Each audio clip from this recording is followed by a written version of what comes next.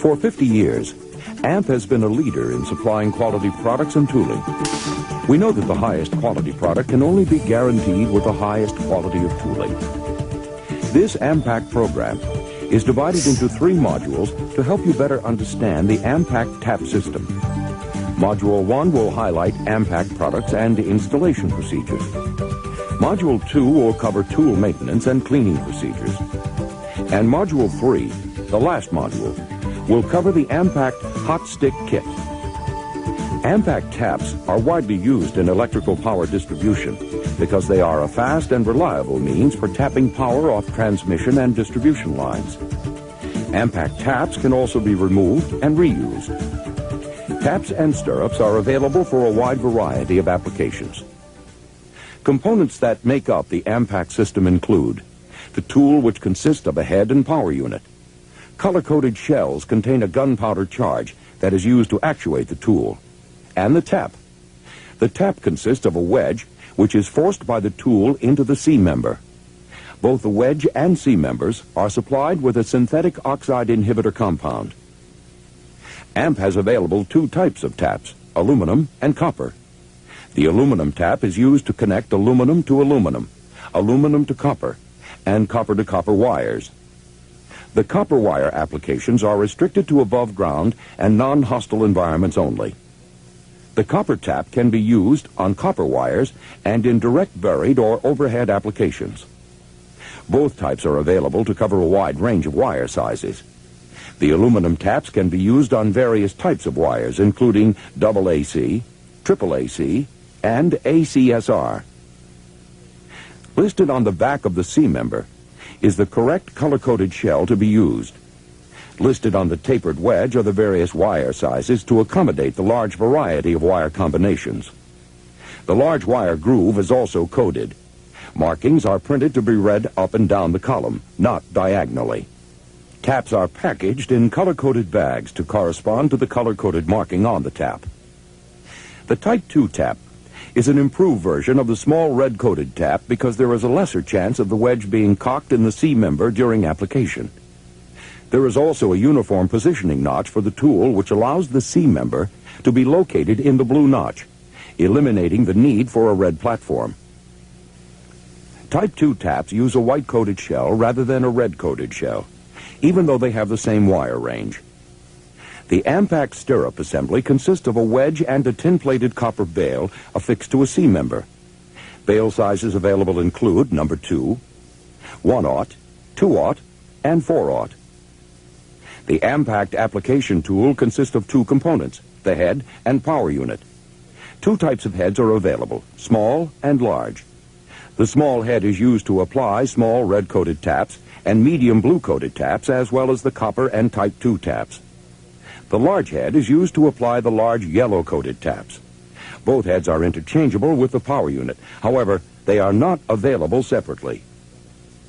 On the small head, there are 2 positioning notches to position the tap for firing. The bottom notch, color-coded red, uses red-coated taps. The top notch, color-coded blue, uses blue and white-coated taps. Upon firing, the wedge is driven into the lance, creating a locking feature on the completed tap. On the large tool head, there is only 1 positioning notch. This cutaway shows the inside of the power unit. Let's briefly explain each feature. The threaded coupling houses the ram and accepts the tool head. The aluminum crush sleeve is a safety feature designed to protect the ram in case of over-travel. The stainless steel ram drives the wedge into the C-member and acts as a firing pin for the tool. The coupling nut holds the 2 moving parts of the tool and acts as the housing for the fail-safe groove machined in the coupling. The breech houses the shell and shell ejector. The ejector sleeve is used to eject the spent shell from the breech. The breech cap assembly is threaded onto the rear of the power unit and contains the gas release knob and piercer pin. The gas release knob contains the release path for the gas. The piercer pin pierces the shell wall, providing a path for the gas to escape. The last feature is the anti-bind washer, which prevents the seizure of the gas release knob. This cutaway shows the power unit with the shell in place. Notice how the ram fits inside the shell and is isolated from the primer by the safety prongs on the gas check. The AMPACT tap system uses 4 color-coded shells, each containing a different powder charge. The red, or smallest shell, is used to apply red-coated taps and is used to remove red, white, and blue-coated taps. The white shell is used to apply Type 2 and copper taps, but should not be used for removal. The blue or medium shell is used to apply blue-coated taps and also to remove yellow-coated taps. The largest shell is color-coded yellow and is used to apply yellow-coated taps. Yellow shells should never be used for removal. This cutaway of the shell will help you better understand its operation. The shell casing is a polyethylene plastic, which contains a retaining ring for the gas check. The primer and powder charge are standard shotgun primer and powder. The safety prongs isolate the firing pin from the primer until it is collapsed by tightening the tool onto the tap. These shells cannot be used in any type of firearm, and the AMPACT tool will not accept any other type. This is a portion of the AMPACT tap selection chart. Any conductor listed on the top half of the chart can be connected to any conductor listed on the bottom half of the chart. The chart is read vertically. To read the chart, find your largest conductor at the top of the chart. Then read down and scan across the bottom of the chart until you find your second conductor. Before we review installation procedures, remember that the use of AMPACT taps may result in exposure to energized power lines. All applicable safety precautions must be followed. Before installing an AMPACT tap, thoroughly clean the wires by an approved cleaning method. After the wire is clean, place the tap wire into the bottom groove of the C-member. Then place the C-member on the through wire. This method prevents placing your body in a possible series path. The back of the C-member should now be facing the installer. Insert the wedge with the large wire groove, identified by a letter or number, aligned with the large wire. Finger tighten and tap the wedge into the C-member to seat it. The tap should now be self-supporting. This illustration shows the incorrect method of installing a tap on an energized line. The method shown is unsafe because it places the installer in a series path. To load the tool, select the proper shell for the application. Remove the breech cap from the tool, making sure the ram is retracted into the power unit. Insert the shell, keeping your fingers and thumb clear of the tool. Always load the tool in the vertical position. Grasp the coupling nut and tighten the breech cap assembly until it bottoms. Tighten the gas release knob. This prevents gas leakage and allows the piercer pin to penetrate the base of the shell. After loading the tool, check the following 3 points before positioning the tool onto the connector. 1. Make sure that the ram is retracted. If not, remove the shell and repeat the loading procedures. 2. Make sure that the breech cap is tightened. And 3. Make sure that the gas release knob is tight. After checking these points, the tool can be positioned on the tap. To position the tap in the tool, the C-member must be located in the correct positioning notch with the open side facing the tool head. Turn the coupling nut until the power unit is seated firmly against the wedge. When applying red-coated taps, the auxiliary platform must be used. Blue-coated taps do not require a platform. Type 2 taps are color-coded white and do not require the auxiliary platform. The C-member is positioned in the blue notch of the tool head. If the tool is correctly positioned on the tap, it should be self-supporting. Before firing the tool, check the following points. 1. Make sure that the connector is properly positioned in the tool. 2. Make sure that the power unit is firmly seated against the wedge. 3. The breech cap must be tightened. And 4. Check that the gas release knob is tight.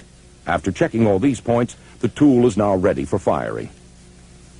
Although the tool is self-supporting, you can steady it by holding the breech cap assembly. The tool is fired by striking the gas release knob with a sharp blow from a hammer. Be sure to stay clear of the hammer and tool when striking. To release the gas, turn the gas release knob counterclockwise. Hold the tool away from your body as the gas is released. If the gas does not escape, close the gas release knob and hit the tool again. Then, release the gas. To detail what just happened when the tool was fired, The top illustration shows that the safety prongs prevent the firing pin from contacting the primer. The safety prongs were crushed by hand tightening the coupling nut, which firmly seated the ram against the wedge. During firing, expanding gases caused the ram to force the wedge into the C-member. The retracting piercer pin allowed the gases to escape. This cutaway illustration explains in detail the gas release action. Before tightening the gas release knob, notice that the piercer pin is away from the shell. After tightening the gas release knob, the pin has pierced the base of the shell and remains in this position during firing. After firing, by turning the gas release knob, the pin is retracted, allowing the gas to escape. Remove the tool from the tap by turning the coupling nut until the tool can be removed. Grasp the coupling nut and turn the breech cap assembly and remove it from the tool.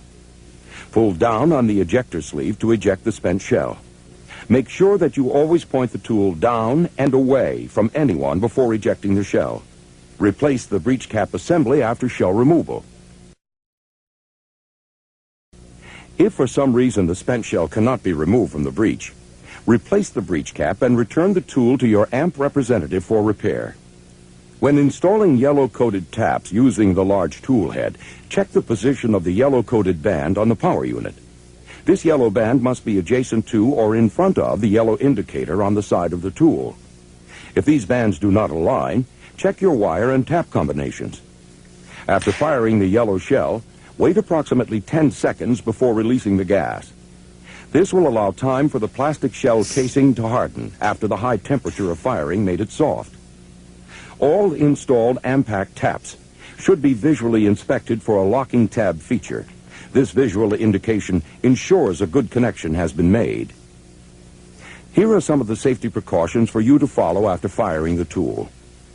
If the gas does not release, retighten the gas release knob and strike the tool again with a hammer. If the gas still does not release, make sure your fingers are away from the ram area. Point the breech toward the ground and twist a screwdriver between the ejector sleeve and breech threads. When you do not get a gas release, always check the breech for a dislodged primer cap. Also, check the piercer pin's length because it may not be long enough to pierce the shell wall. Never remove shells with pliers or by prying under the shell lip. If the shell cannot be ejected, contact your local AMP representative.